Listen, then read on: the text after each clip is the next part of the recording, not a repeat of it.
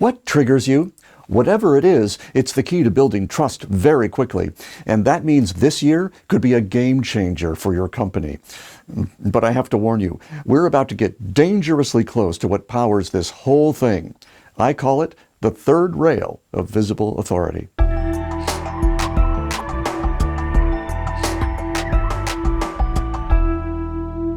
How dare you trigger me like this? You're canceled. I'll make sure you never open your mouth in public again, said the entrepreneur to himself. Yeah, we kind of cancel ourselves every day in the vain hope that ignoring, denying, or burying what triggers us will make it all go away. It doesn't go away. It just attacks us from behind, which we used to call biting you in the butt, which might explain how posting something in the wrong place can get you in lots of trouble.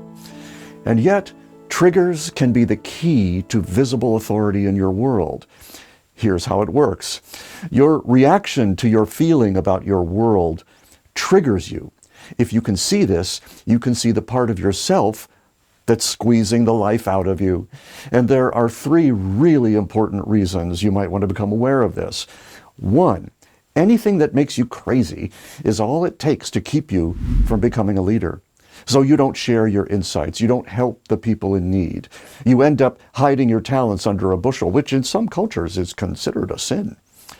Two, pretty much all of your audience is triggered by the same thing. And how do I know this? Over a decade, seeing it play out among the people I was brought here to help. But it's not just my experience. It's also the nature of human psychology. Who hasn't been angry, sad, jealous, indignant, fearful, embarrassed, or disgusted, then blamed it on what someone else said or did? It seems we humans have all these negative emotions in common, and we respond to them in much the same way. We blame, and then, and this is key, we plan our escape to a time and a condition where no one will ever be able to do that to me again. Haven't you felt that? This is what drives a lot of business decisions. And once you started down that path, how many times did it lead to that familiar cul-de-sac disappointment drive? Okay, and three, when you go on camera with that kind of restricted energy, it comes across as need. And there is nothing less attractive than your own potential trusted advisor's need. But that is what happens to us when we don't pay attention to our triggers. We waste our time, our talent, and our life energy on things that steal from us. And then they steal from our audiences. So what triggers you? Your competitors, those heartless SOBs? Your spouse? Your bank account? Your health? Politicians? Whatever it is, try to see that it's not the thing itself that's got you in its death grip. Okay, maybe health. Or maybe that's just my personal trigger. And what does it take to go from helpless victim to courageous leader? Well, I'm sure there's a shot for that, but before you line up for yours, you might just look at the emotional condition your trigger put you into. There's a lot of good science around this idea.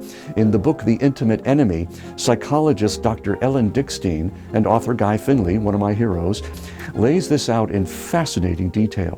What I have learned is that when you do these seemingly simple things, the emotional charge loses its power over you.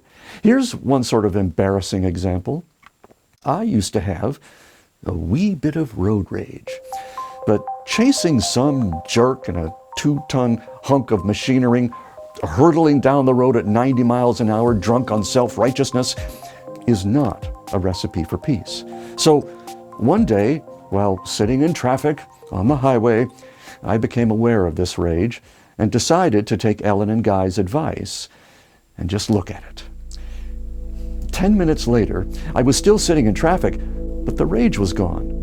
And from that moment on, my wife and I actually enjoyed driving hundreds of miles at a time to visit our friends and relatives. What would happen if the things that are holding you down now weren't? What would you make videos about? What insights could you share about the problems your audience deals with? Your feelings about the problems you thought were yours alone are really shared. So for everyone's sake, consider simply looking at them.